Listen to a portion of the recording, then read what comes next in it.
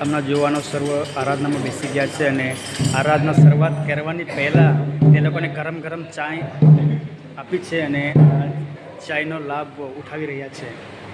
ખૂબ જ સરસ લાગે એવું લાગે છે અને આ વિશાલ બોસ કપ ઉપર કરીને બતાવી રહ્યા છે કે ચાય ખૂબ જ સરસ છે. આભાર.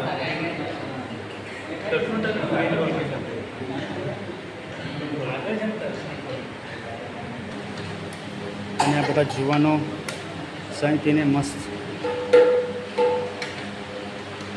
મજા કરી રહ્યા છે અને અત્યારે એ લોકોની ચાય હમણાં ખતમ થઈ ગઈ.